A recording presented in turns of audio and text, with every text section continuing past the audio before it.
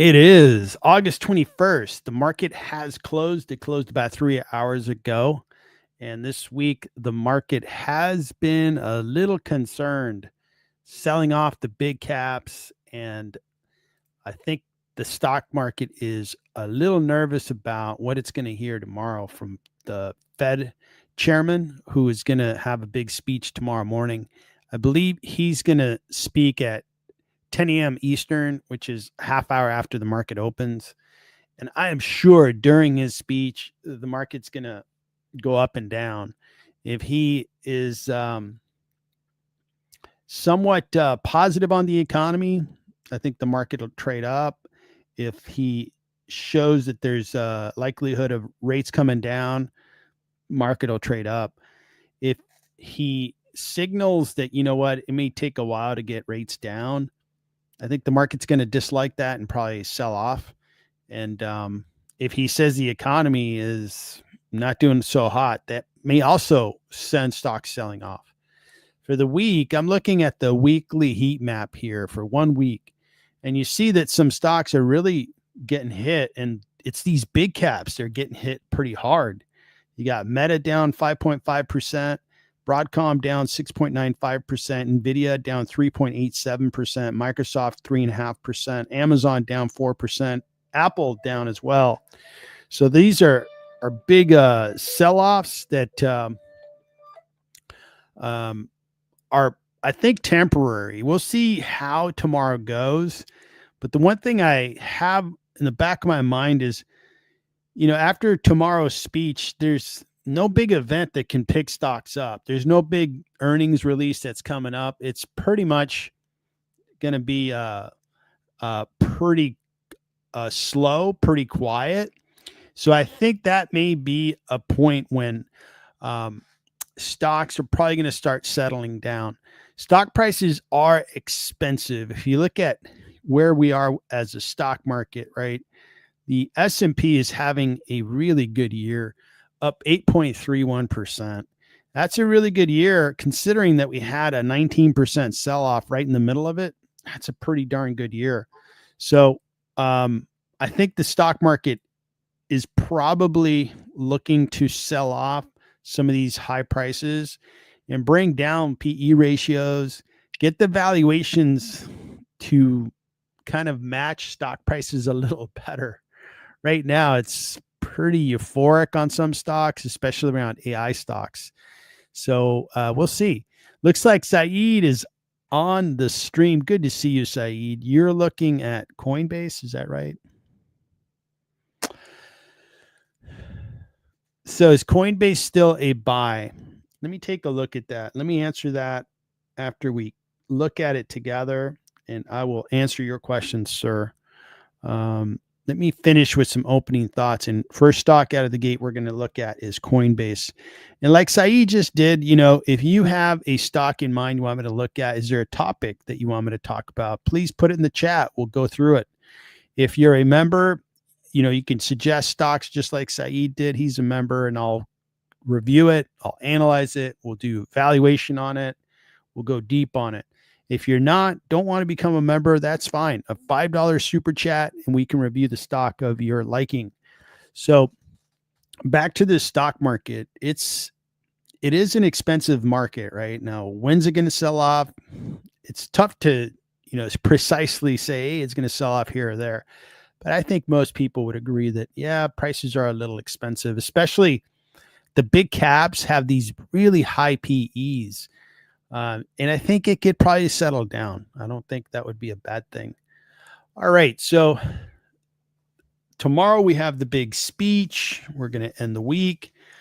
Seasonally, it's the months of August, September, October where you see sell-offs. September being the worst month, by the way. So we're getting through August. We're seeing some of these sell-offs. Okay, that might be just the beginning of what could be a pretty good little correction here in September.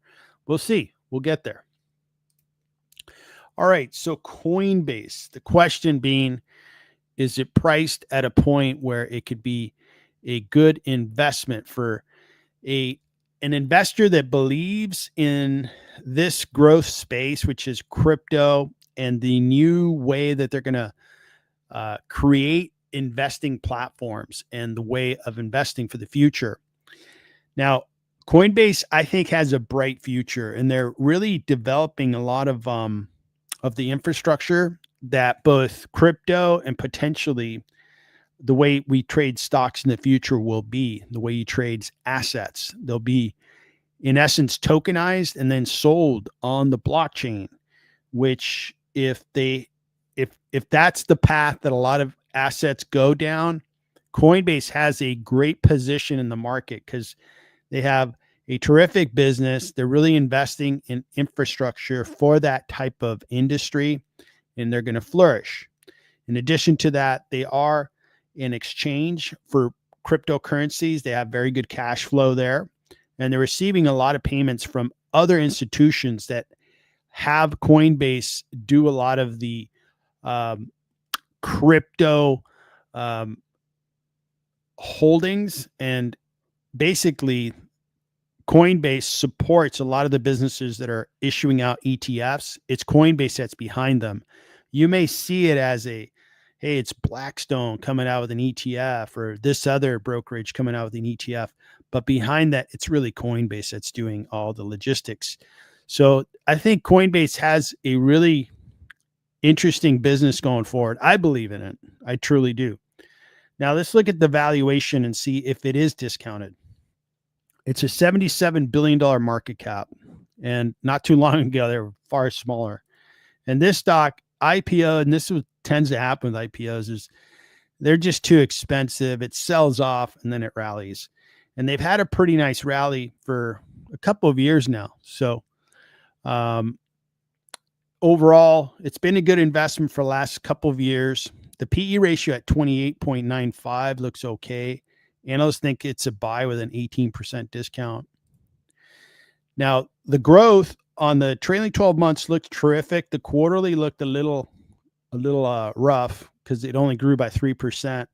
So you see that the growth isn't linear. It's a little choppy. And it's because their business is really predicated on how crypto's doing. Now, the current quarter, crypto's been pretty good. It got into $120 per coin. So I think it drove a lot of new transactions. So I think the quarter is going to be fine. I think the year is going to be fine. But I think Coinbase for me is a long-term investment. I think it's going to be worth a lot more because they're building a business that's going to really last. They have a terrific balance sheet with more cash than debt. Now, let me show you my valuation of Coinbase.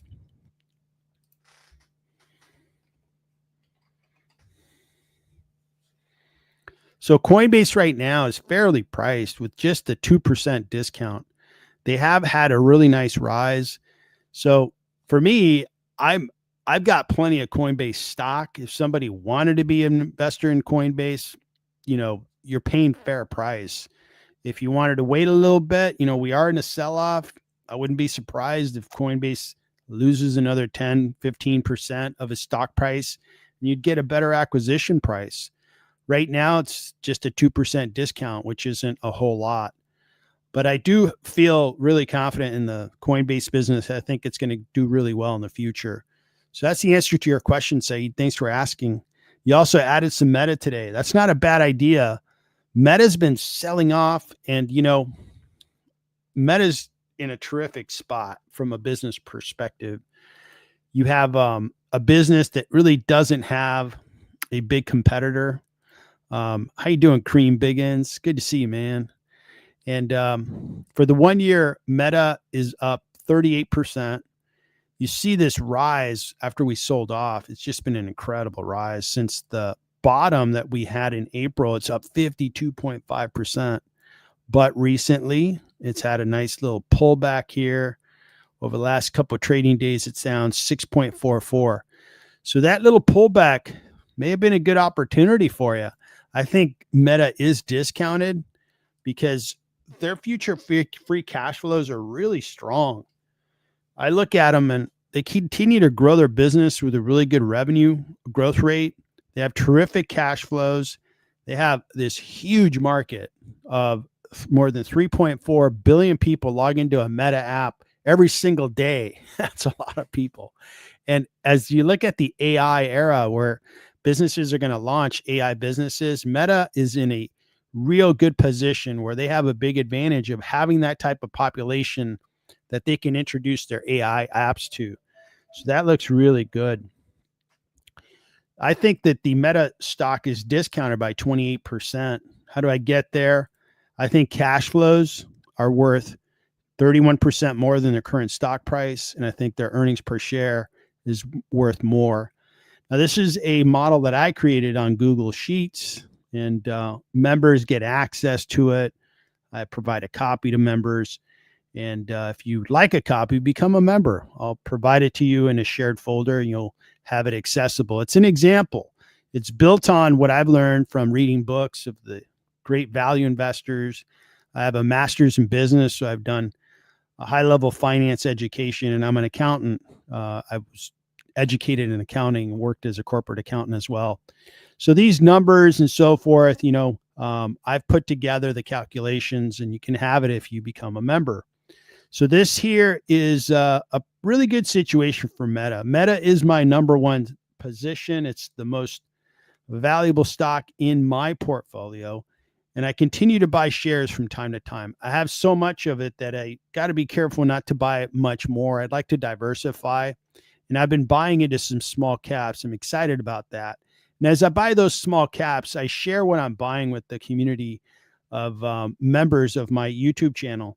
And I provide it over recorded videos as well as just providing posts on the Discord. So that is Meta.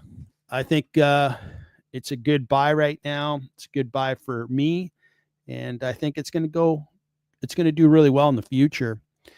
Looks like Sebastian is in. How you doing, Sebastian?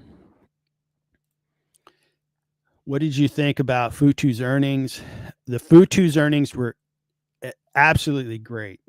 Let me show you why, man. The Futu earnings were terrific. And looks like Kurt, how you doing?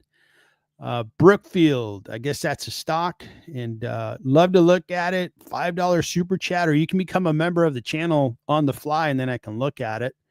And Ben 10, good to see you.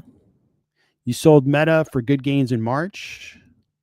You think you might get back in? All right. Well, I can understand that.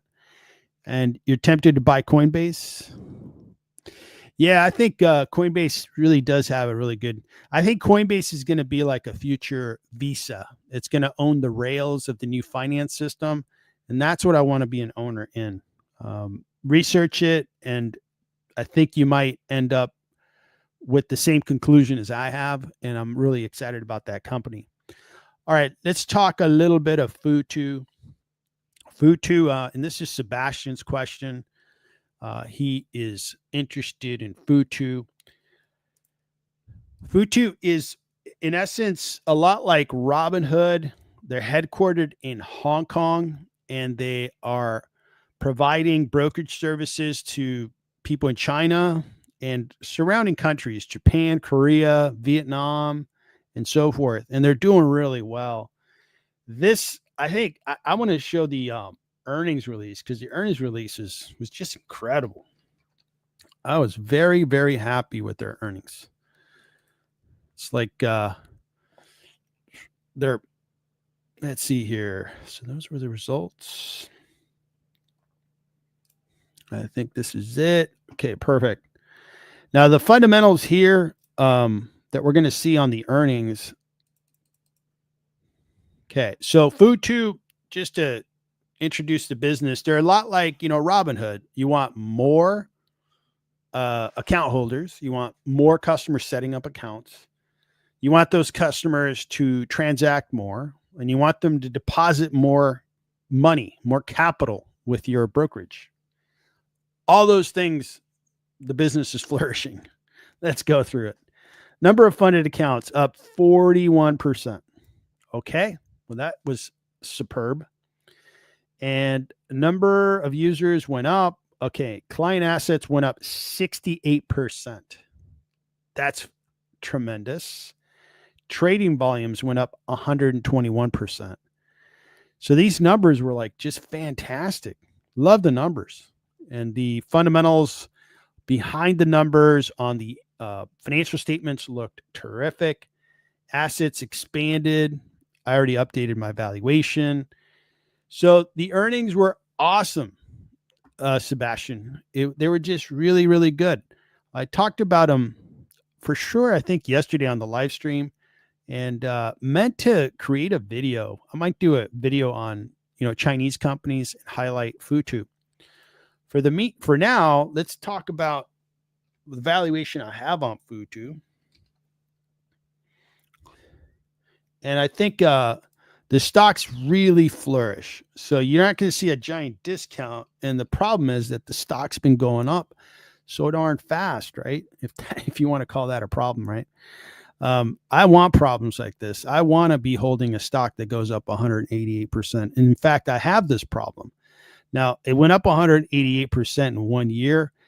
And that's why when we look at the valuation, even after putting up that really good earnings, it's not heavily discounted because it's up so much. So great. I've made a lot of money on the stock, great appreciation. Right now, I am buying shares because I think they just have so much addressable market. There's so many people in China that are joining the investor class. They don't want to put their money in the bank and earn just about nothing. They want to learn to invest in stocks and other things and make a better return. Who can blame them? That's what we do here in the United States. So they want to do that in Asia. This stock is performing really well and has a huge addressable market. And I am good to buy additional shares for my portfolio. I own a pretty good size of Futu, and we'll add to it. So the earnings were really good, Sebastian, and glad to see that. I don't see it slowed down because I'm seeing that China is doing well from an economy perspective, and their stock prices are going up. So I think that's going to create just more interest from that particular market for people to open more accounts with Futu, deposit more money, and do more transactions. So that is Futu. Really, really good earnings out of Futu. All right. So some stocks that I wanted to cover. We covered Coinbase. Let's see if there's any earnings after the market closed. So Intuit announced after the market closed. Let's take a look at that, see how they announced. Workday announced. Rossstore is a discount retailer. Zoom Communications. I want to look at Zoom because I'm a stockholder. And the other ones we talked about this morning. Oculus Holding. What do these guys do? That's a small cap. Let's take a peek at it. Might be interesting. All right. So I'm going to start with Intuit. This is a big software company. The stock is selling off. Now, I put this in my best and worst video of software companies, and I ranked Intuit as a sell because I thought it was too expensive. Just their valuation doesn't meet the current stock price. And fast forward, they're down about 5.7. I wonder why. What happened out there? So it looks like their forecast was below estimates. So that's why the market is not liking what they're hearing. Looks like we've already got the numbers loaded from in-stock analysis. The growth was really good, 20.3%. That looks pretty darn good. That's better growth than the previous quarter. They're getting to be a pretty sizable company. If you're not familiar with Intuit, they do TurboTax, QuickBooks, and they also have a couple of other apps. They have one that you can do MailChimp. They do email marketing, and they also do consumer services where you can help protect your credit rating and stuff, your credit score. So I like this growth. This growth's looking really good. I thought their growth rate was really good. Now they have good fundamentals when it comes to free cash. Nice free cash flow number at $6 billion. I'm going to note that because I'm going to update my valuation. So $6,083,000,000 of free cash flow. Gross margin 80%. This is why software and technology businesses are so darn attractive, is these high margins. And that high margin ends up being high free cash flow margin. and that cash flow ends up on the balance sheet, and then they can buy back shares, they can pay dividends, they can acquire other businesses with that cash. So this is looking really good. It's looking really good. I believe their balance sheet's in good shape. I don't think their balance sheet's in any kind of bad rating. It's got about $2 billion of debt, but they have a good EBITDA number, so they can pay off their debt in about 1 year. Looks good. And Michael Anthony, do you watch Bloomberg TV that talks about China is still in bad shape? But you never know.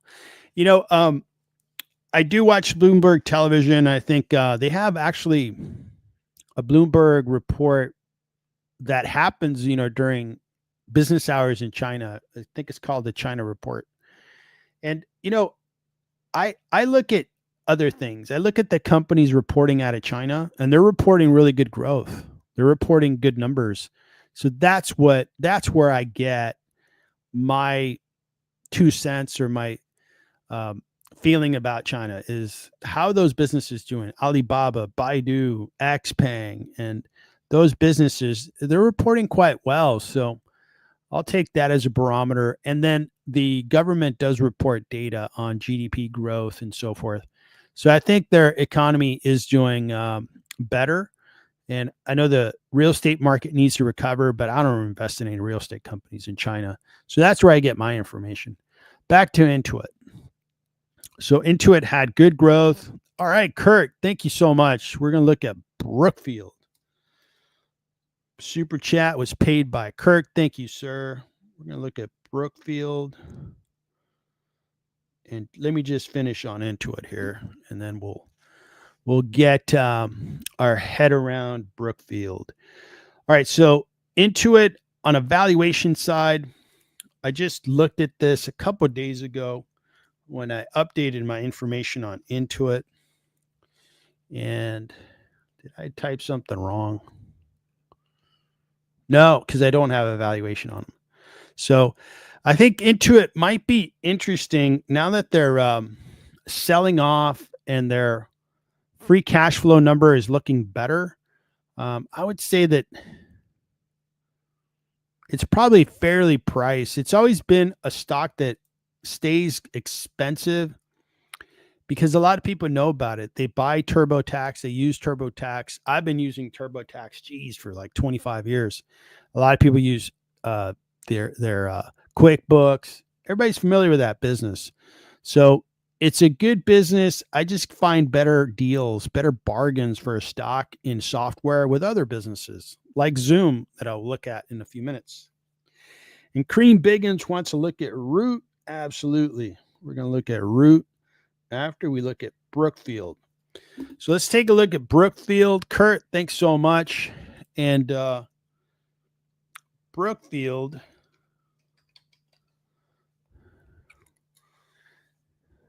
So which one do we need to look at here? We've got Brookfield Infrastructure, Brookfield Business Partners, Brookfield Renewable Corporation, Brookfield Business Corporation, Brookfield Wealth Solutions, and BN is the ticker. Perfect. That's what I need. All right, Brookfield Corporation. Brookfield Corporation is an alternative asset manager and real estate investment manager firm focused on real estate, renewable power, infrastructure, venture capital, private equity. It manages a range of public and private investment products and services for institutional and retail clients. Okay. It's in Canada. All right. Let's take a look at their website.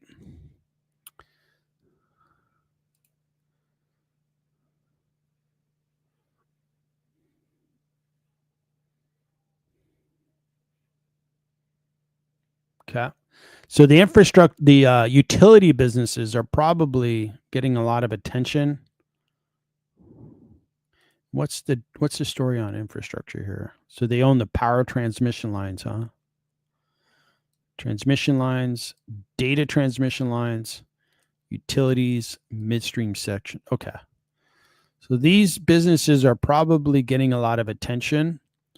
because they're going to be in big need. They're already in big need as data centers need more power and need to communicate on higher speed networks.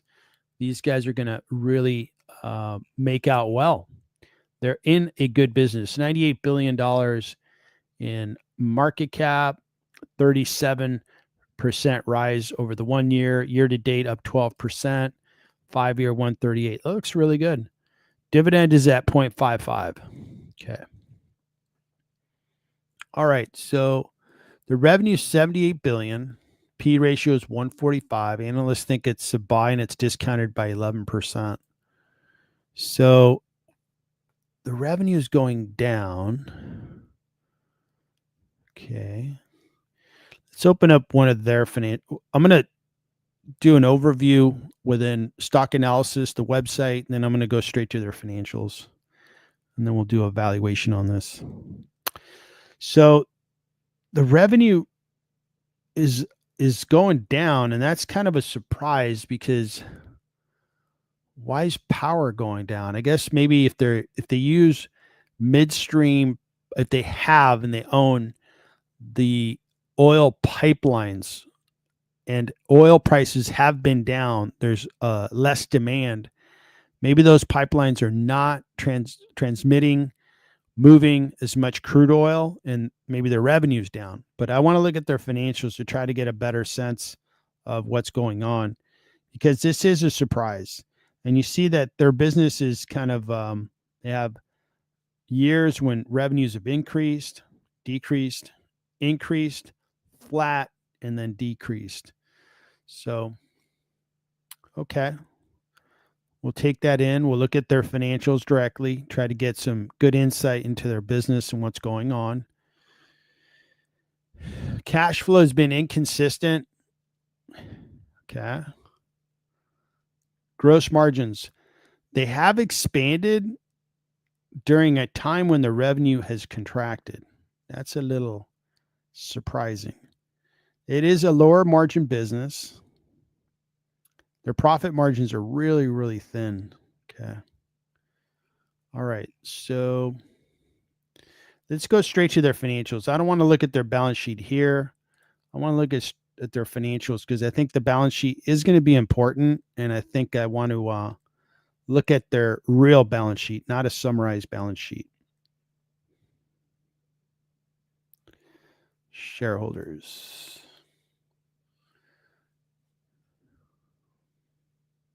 So is it that they own all these businesses?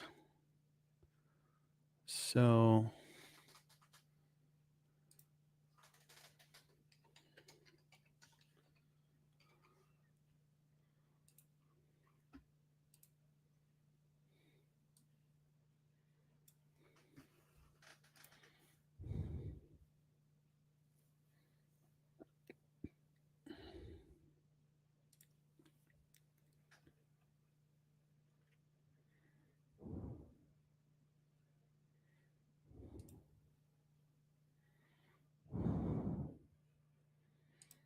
okay, so this is the second quarter earnings release.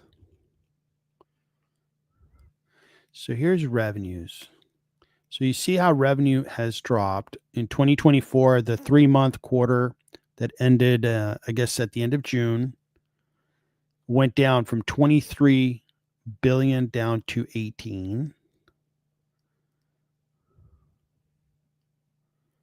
They were profitable. For the first 6 months of the year, revenues went from last year, they were at 46 billion. Now they're at 36 billion. Okay.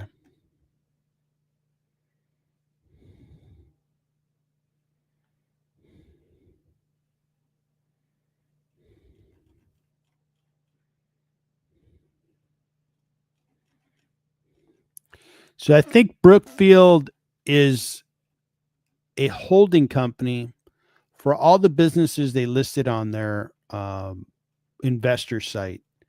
So let's try to get to a better report. Okay.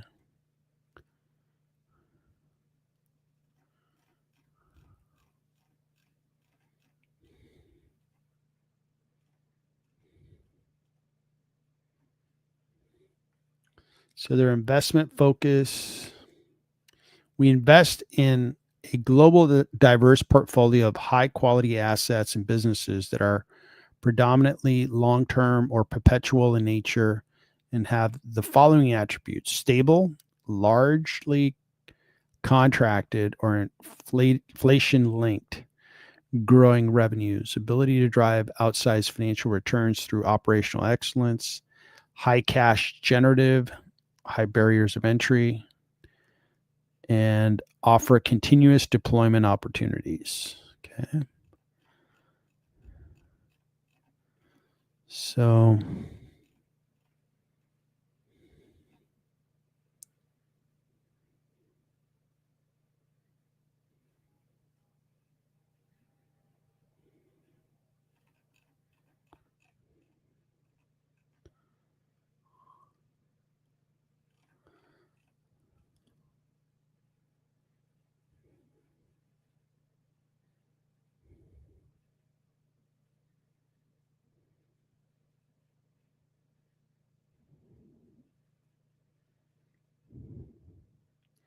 so they acquired some assets and then they disposed of some assets. So private equity. So I think part of their revenue drop is they sold off a part of their business. Okay. That's a big part of it. That's the difference between 46 billion and 36 billion this year.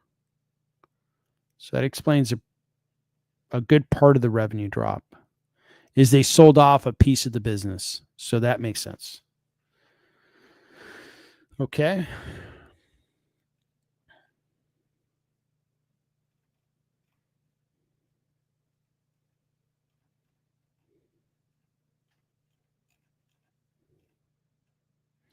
Geez, they don't have a lot of summary pages.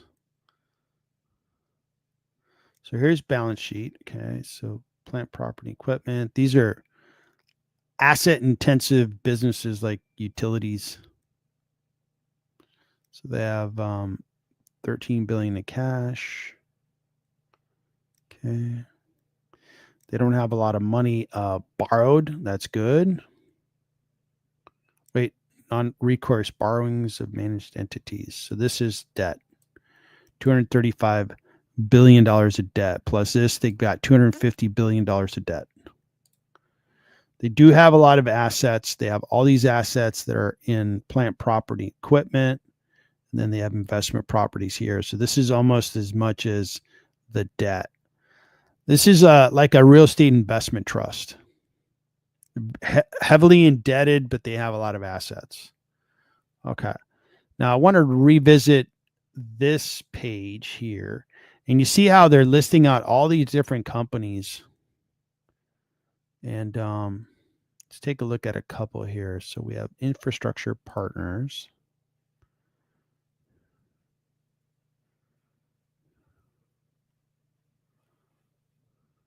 So they do networks, storage of energy, water, freight. Okay.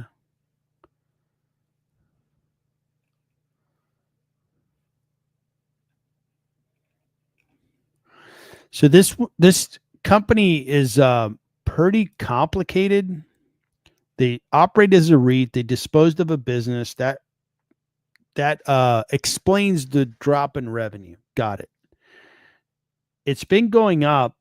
I know that the market is excited about utility companies, and I'm not a big utility investor. I've never liked it because when we look at their financials, they don't. In this case here, they're not driving a lot of cash flow.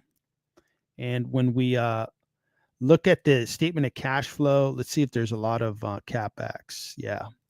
So this is why I don't like utility companies is you see this is operating cash flow. Okay. And if you looked at a tech company, let's go with Zoom as an example. They reported, oh man, the stock's up nicely. But this is the difference between tech and utilities. Here's the cash flow statement.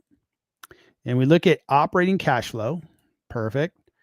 $1.9 billion.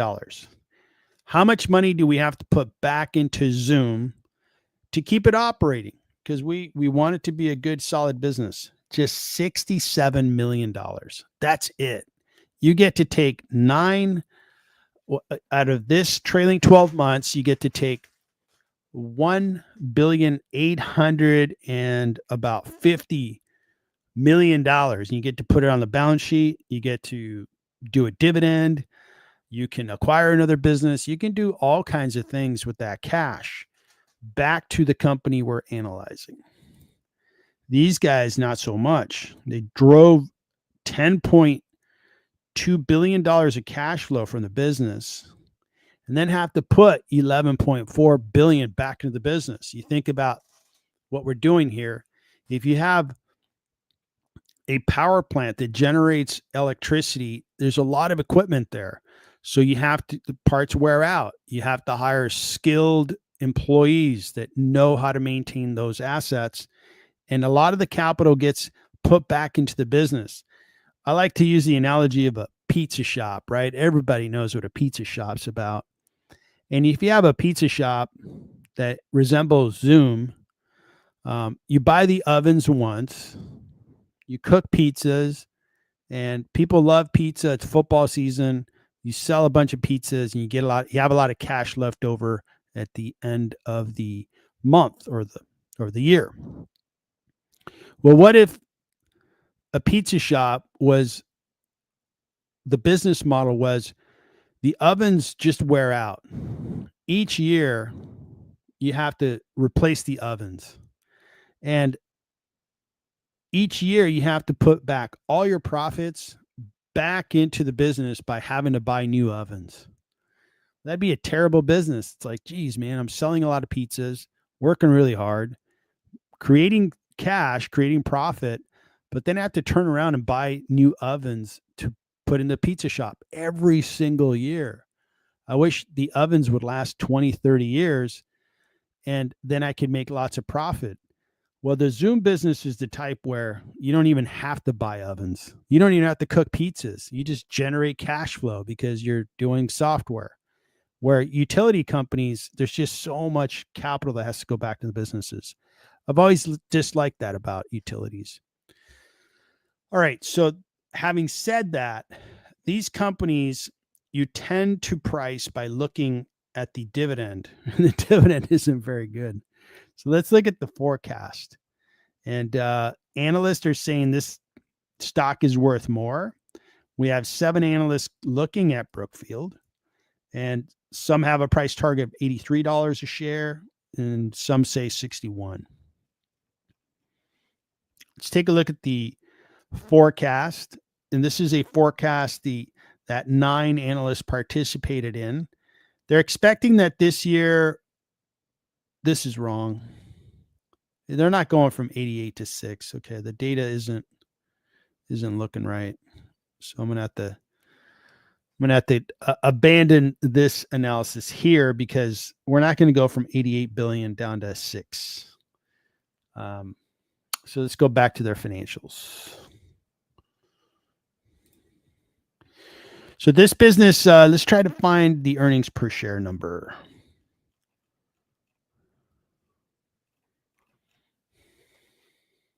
So here's our businesses. Non-controlling interests in our consolidated results primarily consist of third-party interest in BAM, BEP, BIP, BBU. These are all these companies here. And this is their portion of each business. So it looks like the renewable business is this portion of it. Infrastructure, business partners, property group. This is probably like a REIT, real estate investment trust. So this one here is really making it hard for us to value it.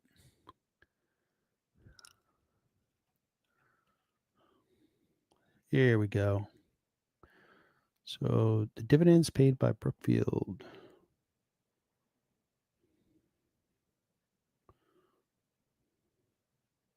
So they paid 18 cents for the year. 18 cents. Is that matching stock analysis? 35 cents.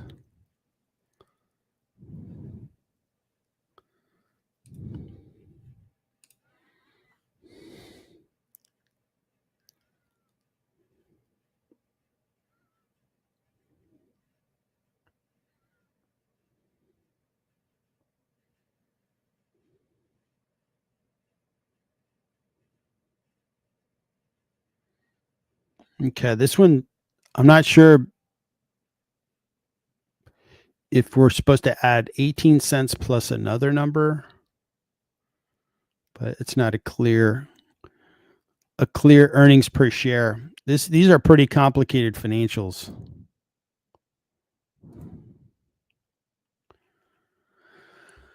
All right, so let me think for a second here. So this is their dividend. Let me try a different website because I'm not overly confident in stock analysis information on this one. Stock analysis typically is really good. So let me try Yahoo.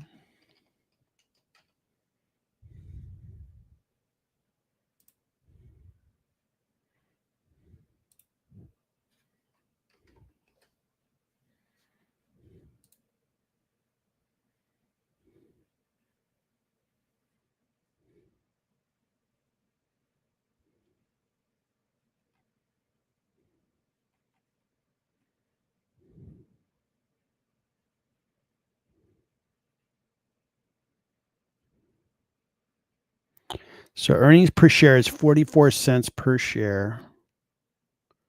Okay.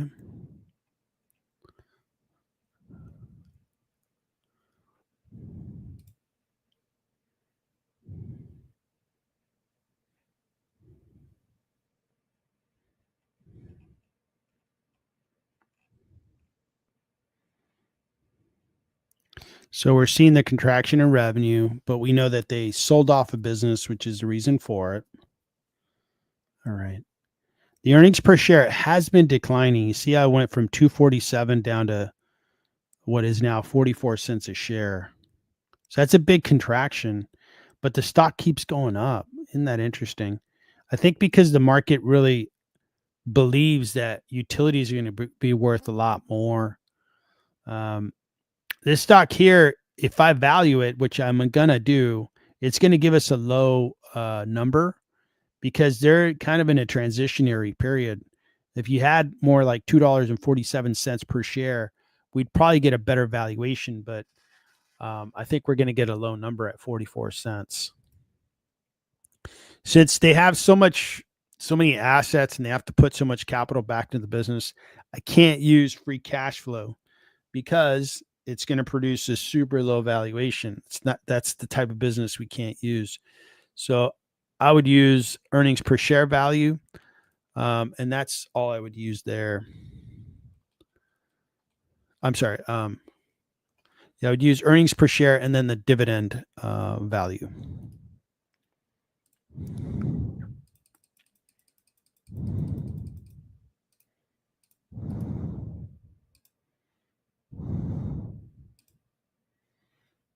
All right, so we are working with BN. This is Brookfield.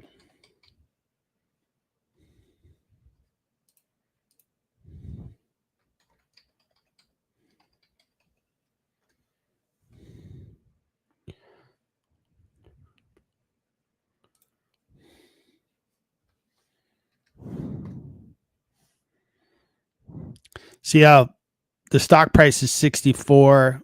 The value of the stock is only $12 because the dividend is so low. If we were like at $2.57, it would give us a much better valuation. When they were at $2.57 per share of dividend, it looked far better. So it's not looking good.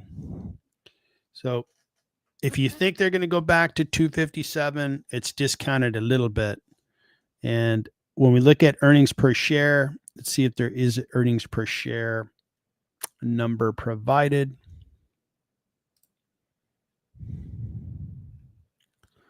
And analysis. I don't use Yahoo a whole lot.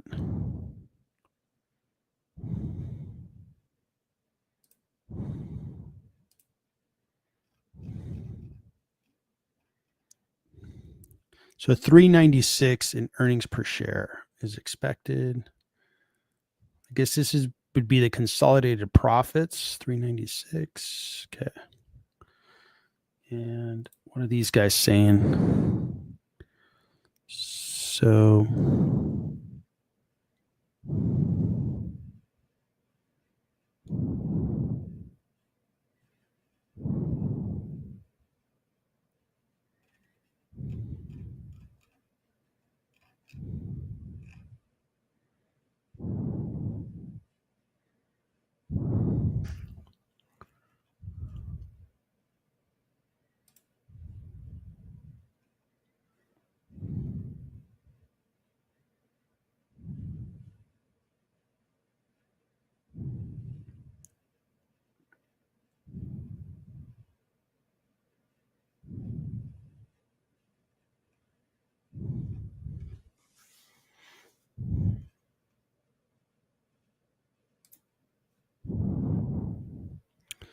okay, so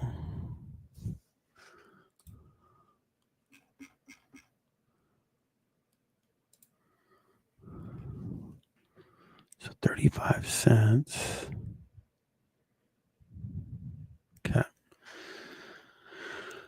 All right. This one's kind of a tough one because the data is just moving so much on me. But if it's if we're at 44 cents per share, the stock is really, really priced high. If we can get back to like $2.50 earnings per share, it's still not up to that price. So this one on fundamentals is you can't get to the stock price that they're currently priced at. It's mainly because the utility stocks are really being bought up. The market is really buying utilities, thinking that they're going to be really important for the AI data center build out. They may be right, but at the end of the day, these businesses, I just don't like them because I showed you how they have to put back so much capital. We're having a tough time finding, profit in these businesses in Brookfield specifically. And this is really a tough one to value. I wouldn't personally invest in it because I don't like utilities. I think they may be right, but if I think I want to invest in AI, I'd rather invest in semiconductor companies. I'm invested in Google Cloud, Google Alphabet. I'm invested in Amazon. I think they're going to win big out of the AI build out. I'm invested in A Lab and other businesses that have way better profits. So this one's here. I couldn't really nail a valuation because the data just wasn't working with me. So I'm sorry that I couldn't complete that one. If you want to put a different one out there, I'm happy to review another one. Looks like you want to make sure it's not another Enron. I don't think it is. Enron was purposely the management team ended up going to prison because they were lying to investors. So I don't know that that's the case. Can't guarantee it, but I don't think it's the case. Thanks for asking, Kurt. I wish I could have gotten a clearer path on that one, but as I hope you saw, I was challenged by a lack of data, a business that's really changing, a business that isn't driving a lot of dividend value and a lot of earnings per share value currently. All right. So we're going to look at Root next. Let's take a look at that.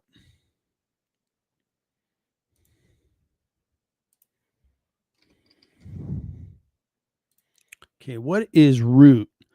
Root provides insurance products and services in the US. The company offers automobile and renters insurance products. It operates direct to consumer model and it serves customers primarily through mobile applications and its website.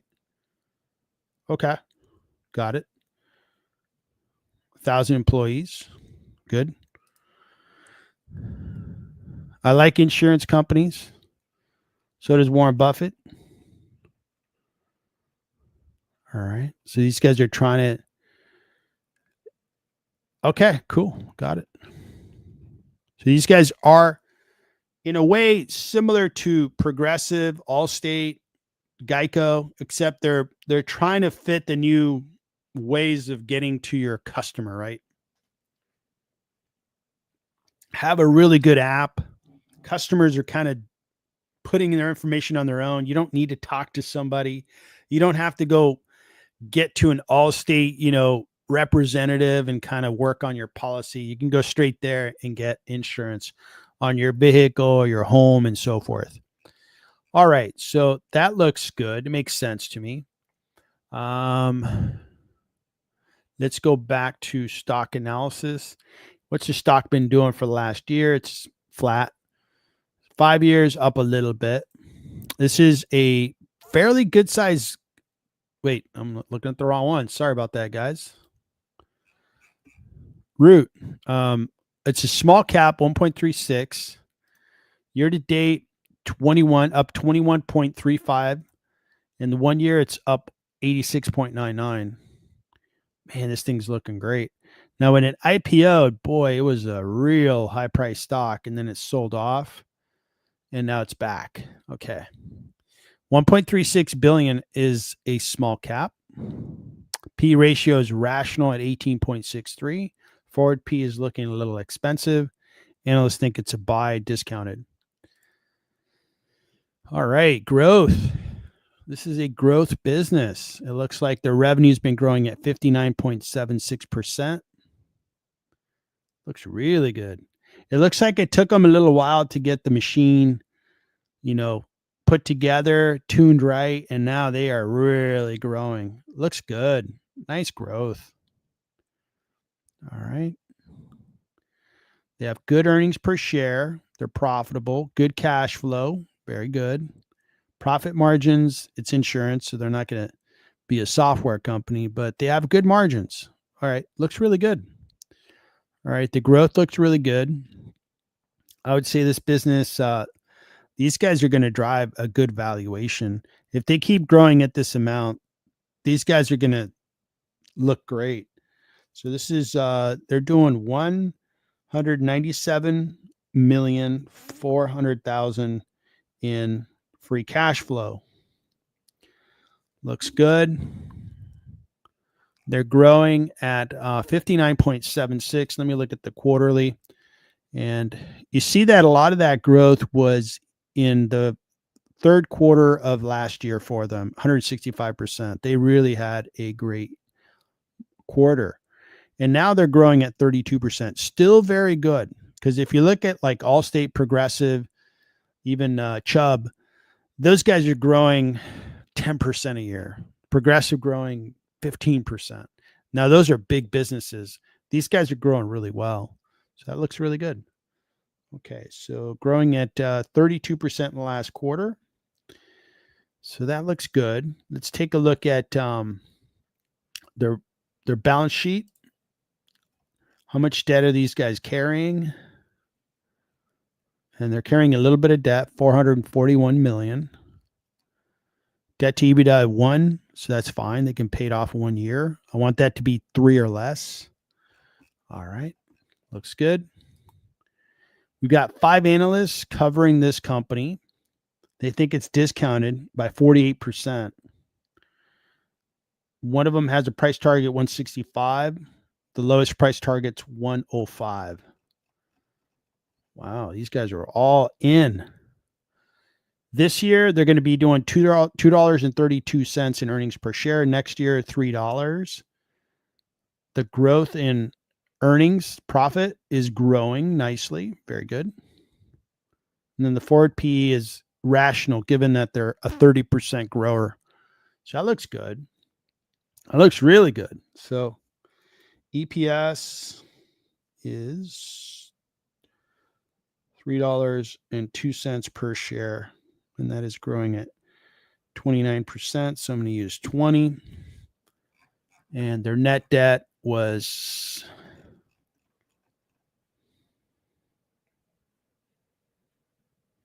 actually, they have more cash than debt. So cash is 644.90, and then debt was 441. Okay. All right, so let's do a quick valuation on this puppy. I'm liking the business. I like insurance. Allstate's been a good stock for me, and Warren Buffett they own all of Geico. They like insurance so much they bought the whole company. None of this I'm going to buy a few shares thing. He bought the whole company, which is interesting. All right, so I'm going to go over to Allstate, which is a stock that I already own, I've done well with, pays a dividend. And I am going to copy the valuation for Allstate. Oops. So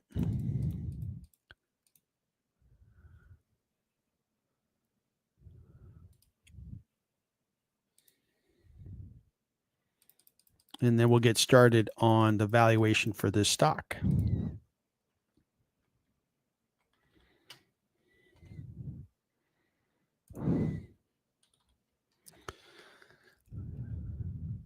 Okay, so we're off to the races here. Symbol is root. And I think the company name is root. Now, these guys are smaller than Allstate. It's a higher risk. So I'm going to go to a 9 because it's a smaller company. Now, their free cash flow, I'm going to use trailing 12 months plus the growth.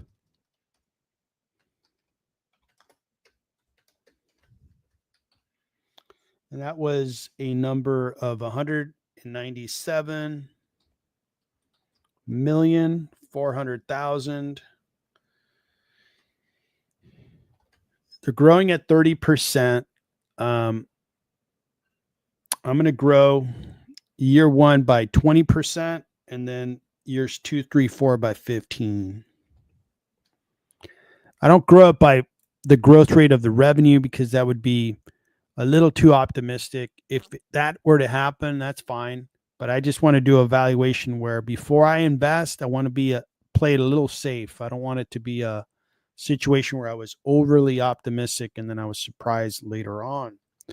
They're going to grow those years by 15%. They're small, so they would grow terminal value by 5%. Excuse me. So you see the intrinsic value is really high on this because that cash flow is going to grow. This is an insurance company. Why does Warren Buffett like insurance? Well, think about the business. You have people that need insurance and they say, okay, here's $1,000 for a policy. You take that $1,000 on the front end and then you provide the service, which is you're providing insurance. If you did your actuarial work right, you're going to have lower claims than the money you received in premiums. So you're going to end up with a small profit. And in the meantime, you get to invest the money that people are paying you in premiums and earn either the T-bill rate or something else. That's why Warren Buffett loves insurance, is you get to, in essence, you get a free bank involved in insurance. So that's why he likes them. All right, I got to adjust my cash and debt. And I think that'll correct because Allstate does carry some debt out there. And got to correct that. All right. And then shares outstanding, that number is not correct. So let me get the right number.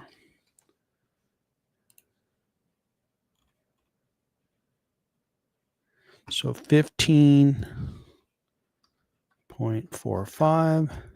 So highly discounted because these guys, I mean, if they can acquire customers, in case you haven't noticed, right? You watch a football game and you have advertising for insurance. You have USAA as an insurance company. You watch, and you might have Allstate. You have all these football players that are spokesmen for insurance company. You have Progressive. You have, all kinds of insurance companies because a big part of insurance success is getting customers. So if Root is finding ways in a different way of marketing, having a really great app, attracting customers that maybe they don't watch linear TV, they don't watch football games, they don't watch basketball games. You're acquiring customers differently, maybe on Reddit, Facebook, and TikTok and all kinds of stuff. You have an advantage. You have an advantage because you're getting your customers a different way, a more efficient way. And if they're able to get customers and keep growing, this business is worth a lot more. Okay. Earnings per share. Let me update that. It was $3.02. P ratio of 12. They're growing. I'm going to leave it at 12 for now. We'll grow it by 20%. And overall, this is a discounted business. I like the business. Here's what I like about it. It's a small cap. You have businesses like our friends over at Allstate. They're nice and big. They've got lots of cash. They have big intrinsic value. They've been around forever and they're discounted. I like the stock. I own it. These guys are little. They can triple in size and still kind of Allstate, Progressive, Geico, and everybody else is still not paying a lot of attention to Root. By the time they get to like 5 times their size, then these guys are going to pay attention. By then, stockholders are going to be doing great because their stock price is really going to rise. Investors are really going to pay attention to Root. So I really like Root. Good business, insurance. It's always a necessity. People will always need insurance. And these guys are doing it a different way. I hadn't heard of these guys. I'm glad you brought it up. And I'm going to watch these guys. I'm going to put them as a watch stock on my watch list.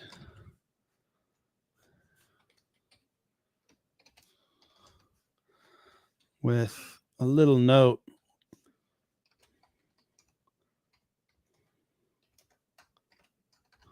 Watch buy. I already bought Wix.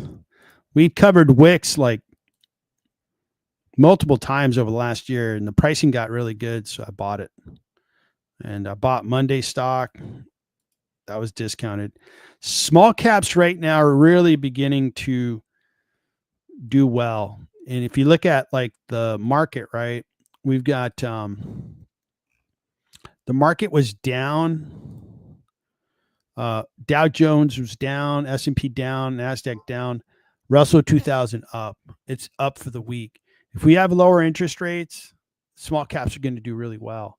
So if we look at Root or any other small cap, like this is a $1.36 billion market cap, these guys have a good environment coming if we have really low interest rates. So this one's a good one, really good one. The stock's been moving for good reason. It's not like, oh, everybody's buying it because it's cool to buy, insurance companies. Now these guys are growing. If they can keep growing, these guys are going to be worth a lot more. Analysts, I agree with them. It's discounted. So this is a good one. What's it been doing lately? 1 month, down 33%. I think because like I showed you on the quarterly, 2 quarters ago, they grew by like 132%. And their growth scaled back to 32%. Well, in my book, 32% is still good. So I might put a watch hold. I think we're in a little bit of a sell-off. We'll see how bad this sell-off is. But this one might be worth, adding $1,000, maybe $2,000 of shares and watching it through the next earnings and seeing if these guys report a really good earnings report. So thanks for asking. Who brought this up? I think Cream Biggins. Nice one. Real nice one. I like live streams. You guys come up with really good ideas. And it's kind of an idea generator, these live streams. So thanks for showing up. Thanks for bringing that one up. Let me catch up. Michael Anthony. I think I already said hello. Hopefully you're doing well. Baba's dropping. I noticed that. But overall, I'm doing well on Baba. I like their business model. Lefteris Synoxis. So what do I think about Palantir? I think Palantir is incredible how it's risen, but it's an expensive stock. How you doing, AI? Thanks for joining.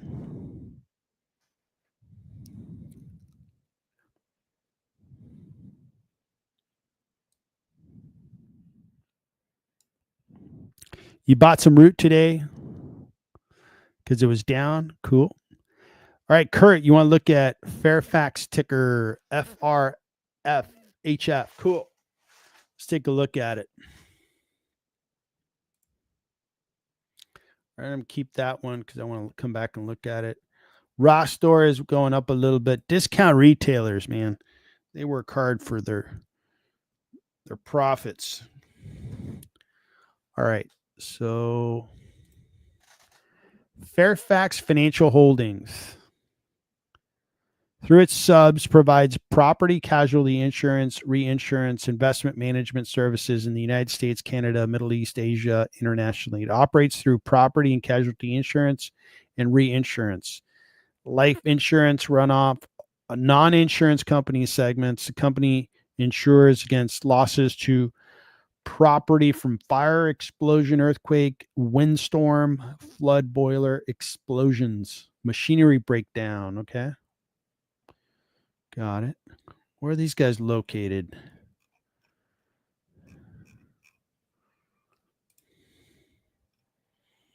They're located in Canada, in Toronto. All right. So got that. We're going to look at their information, and this currently is US dollar. All right. So 36 billion in market cap. Revenue is about 1-to-1. P ratio is really low at 8. And then forward P of 9.68. Okay. RSI means that they're a little oversold. Dividend is a little low, 0.88%. The 1 year looks great at 50%. 5 years, look at that, 463. What is going on here? So they've been growing nicely. They've grown for the last 4 years, 33% in 21, 6%, 14.4, 9%, and then 13.48. Looking at the quarterly, the last quarter was really good, 20% growth. And I think they announced on July 31st. So that looks good. Okay.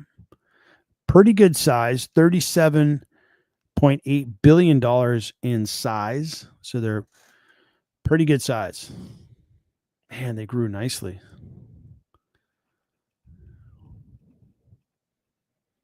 Free cash flow, 3.3 billion. Okay. This was a year, if you recall, insurance companies had a rough time here because car values went up really fast. And the way insurance companies tend to work is they're regulated. They can't just raise their prices like, oh no, it's more expensive, I'm going to raise prices. They have to work with regulators. In the US, as an example, each state regulates insurance, and they have to work with state regulators to increase their rates, and they have to prove it. They have to show, hey, here's the expenses. And then the regulators say, yeah, you're right, we're going to allow you to raise your rates. And then they raise them. Now insurance companies are profitable, but for a couple of years, they were not making a lot of money.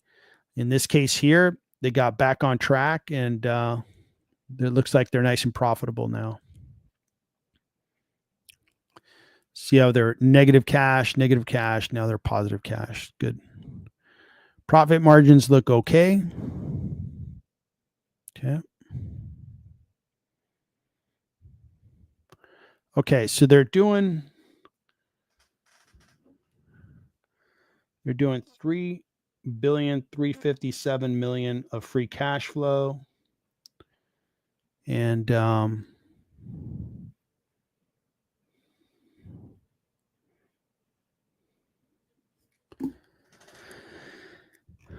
right, let's take a look at their debt. Make sure they don't have a bunch of debt. So they have debt of 13.22 billion, cash of 10 billion. So they have about $3 billion of debt. So debt to EBITDA 1.71. That's fine. They don't have too much debt. You want that number to be less than 3. Okay, so we got that. Let me note the cash and debt.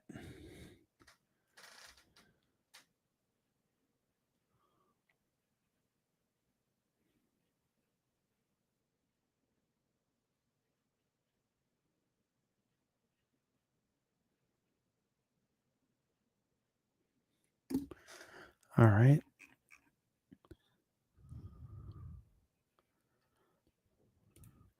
One more thing I'm going to get is earnings per share this year.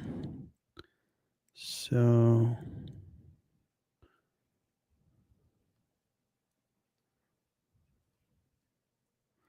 Man, why is the earnings per share so high? $209. Okay. Maybe the share count's really low.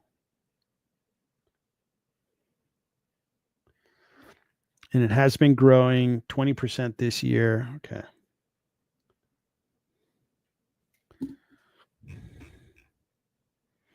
Okay, that makes sense. They have a really expensive stock price. They've never probably done a stock split.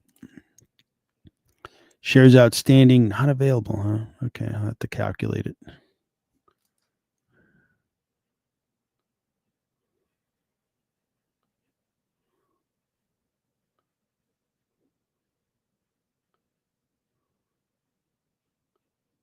All right. All right, so let's do Little J, good to see you. Breaking news, Meta signs a 10 billion plus cloud deal with Google. Wow. Okay. Take a look at that next. All right, so we just did a valuation for that insurance company, little one. Let's make a little space and do the next valuation here for Fairfax.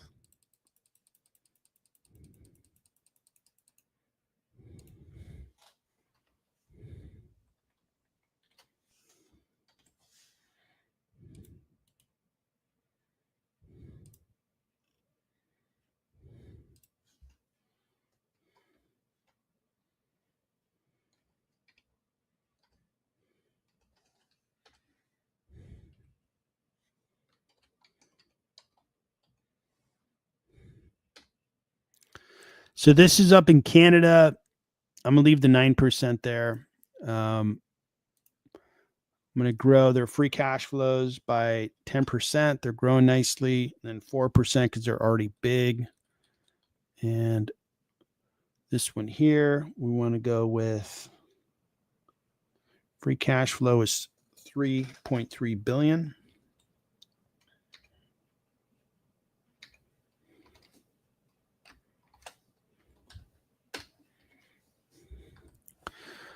All right. So our cash on hand is 10 billion. And the debt was 13,220.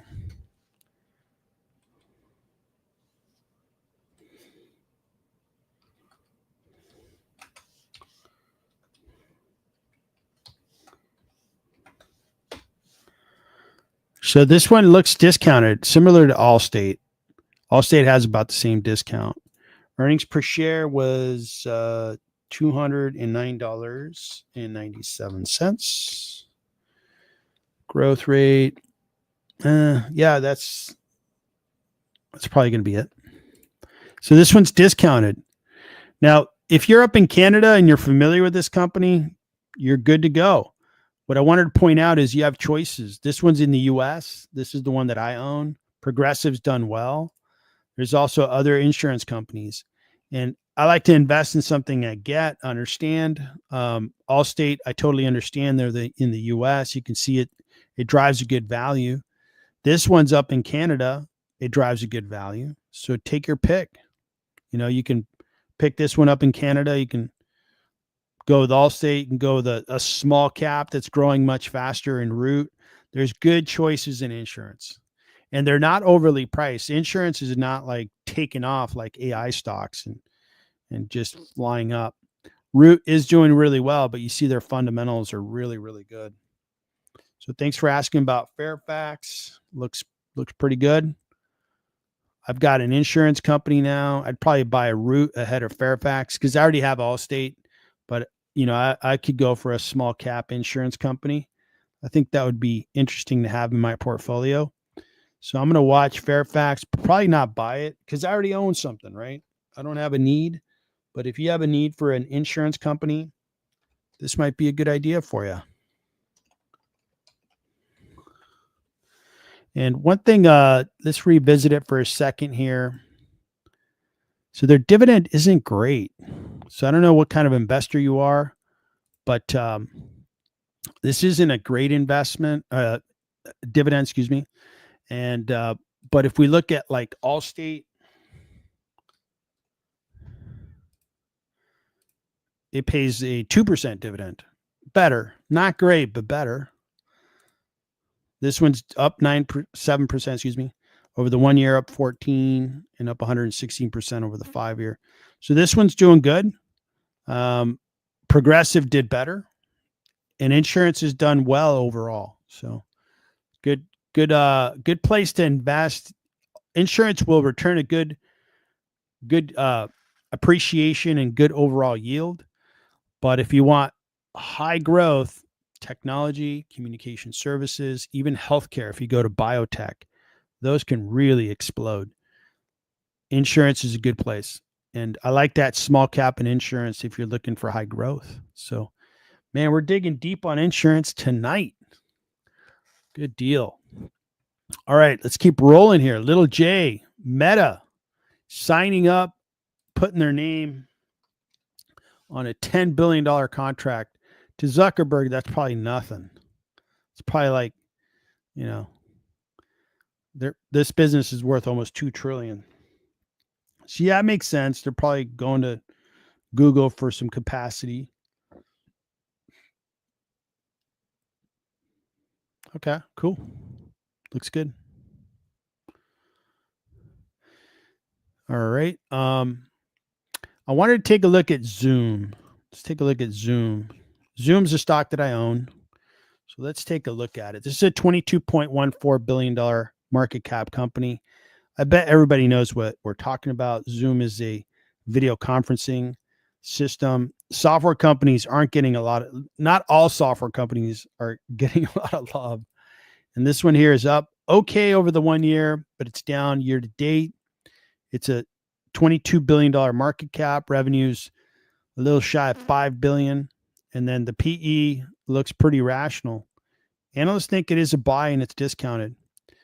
Let's take a look at what Zoom had to report. And I'm going to go straight to their financials. See if I can get some more detail. Man, I got a lot of browsers open. Okay, so we want to go Zoom Investor Relations and see what Zoom had to say. What happened, Zoom? Why is the stock going up?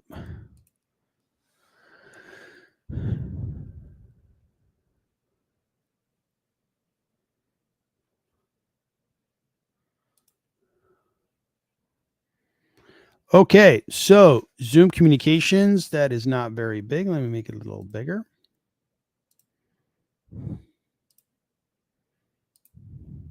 All right, that's a little better.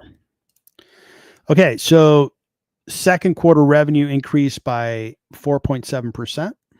Looks good. Enterprise revenue means that they're doing bigger deals with big corporations. That grew by 7%. Okay. They repurchased 6 million shares, and they plan to repurchase more shares. So they're taking shares off the street, making each remaining shareholder a bigger owner of the business. That is a positive. Okay. So revenue is up almost 5%. Okay, we covered that. Cash went up. What was the cash balance? So $7.8 billion in cash. Very good. Now, let me remind you, they're a $22 billion market cap company. $22 billion. They have $7.8 billion in cash. So it's like buying a car and they put a bunch of cash in a suitcase in the trunk. You think you're paying $22,000 for the car, but they have $7,800 in a briefcase in the trunk. So you're not paying $22,000. You're paying about $14,200 for the car because you're getting that cash in the trunk. That's how I see that cash balance. Cash flow was $515 from operating activities in the quarter. Free cash flow was $508 because they don't have to put much back into the business. So $508 in free cash flow. It looks good.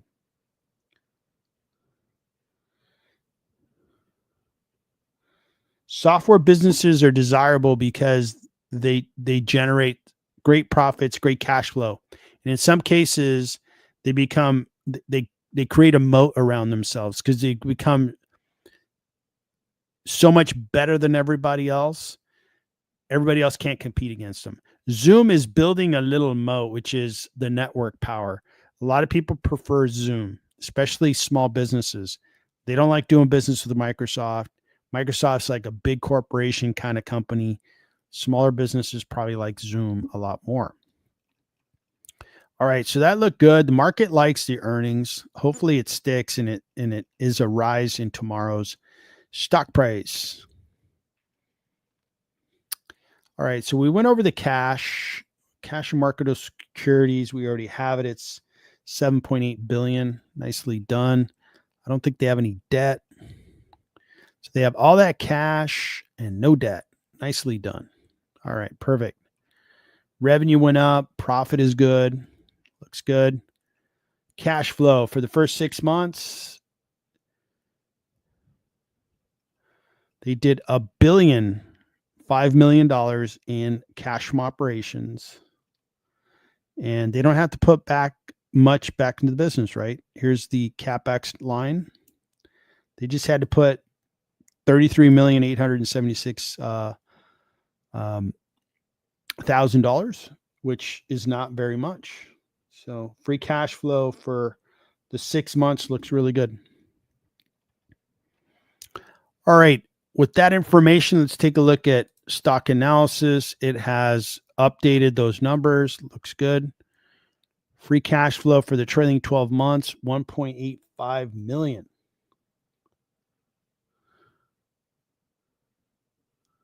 Looks good. Got the cash. Looking at their share count.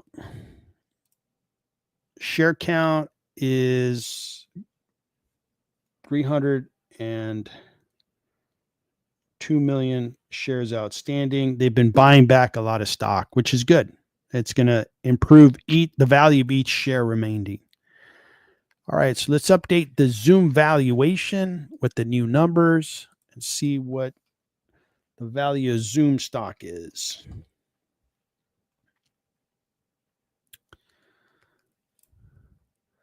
So the free cash flow is looking better than the numbers I have in there. So let's go with trailing 12 months.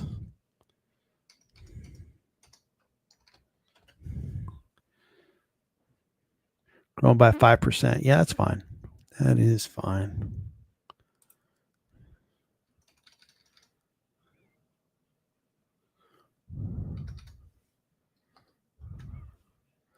Growing by 5%, long-term growth 4%. That's fine. We got cash at $7,800,000,000. No debt. So really highly discounted based on cash. And it's never a matter of is Zoom profitable and loading up the balance sheet with cash. That's the case. But it's a matter of the growth rate isn't exciting investors. So that's the main problem with Zoom. That's why it hasn't been flying up. What do analysts talk or say about Zoom and how do they value it? 25 analysts cover it. They think it's discounted by 17.7%. And worst case scenario, it's a $60 stock. Best case, it's a $115 stock. We are in the year that's going to end January 31st, 2026, and $5.75 is the earnings per share they expect. 585 is the new earnings per share, pretty much flat, staying there. So I'll use that as a number.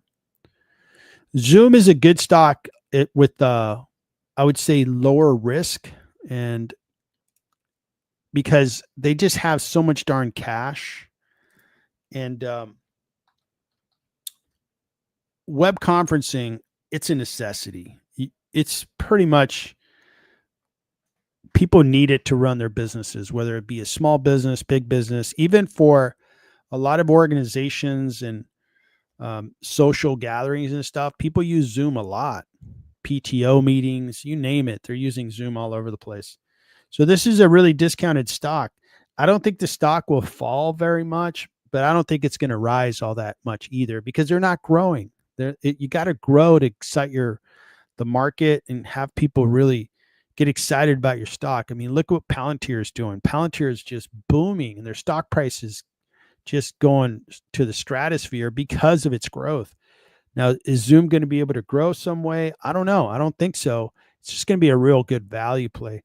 Maybe be acquired by another business that wants to take on the Zoom business. Maybe there's another business out there they can merge with, and they become like a force to be reckoned with. But for now, it's just kind of a safe stock for me. I'm going to keep it on my portfolio. I'm not sure I'm going to buy more shares because I don't think it's going to rise a whole lot. But it'd be nice to see it go up about 6% in trading. Right now, it's trading up 5.69. Looks good. And hopefully that gain sticks tomorrow, and I get to see my stock price and value go up. So that is Zoom. Interesting. The other businesses that announced, Oculus. What does Oculus do? This is a biotech company. Okay. Wanted to take a peek at it. We're good there. We talked about Coinbase. We looked at Meta's news that they signed a big deal with Google. This one is probably my favorite stock on this live stream. I like small caps that are going to go up, and this one has a good chance of going up in value. It's already been doing well. It has had a pullback. This one has the makings of a stock that can really start to rally. Now that we're in kind of a sell-off, I'm not eager to buy. We're nowhere near kind of a big sell-off like we had in April. But this one is going to be on my watch list. I like this stock. I like what I'm seeing. Small cap, good numbers, good growth. This one can really take off and be a big winner. Talked about Coinbase. United Health had a good day. It's had a good month. It's good to see this one kind of come back. We'll see if it keeps going. Warren Buffett bought into it. Michael Burry, David Tepper, Chase Coleman. Those are some big investors. Those are guys that are really good. They know what they're doing. So they bought into United Healthcare. Interesting to see that. Futu is doing great. They had very good earnings yesterday. Stock went up on a down day.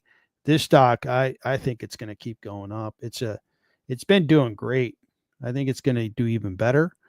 And I'm happy to be a stockholder of Futu.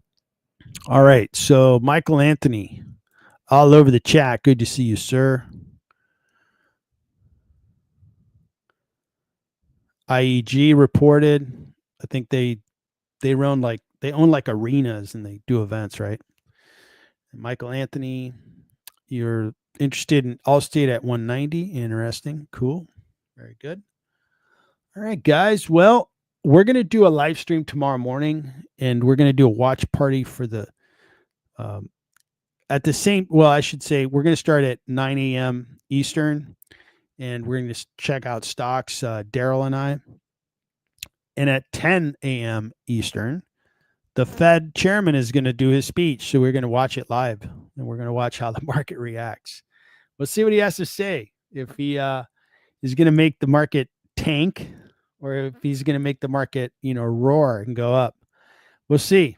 It's kind of a coin flip at this point, and we will know about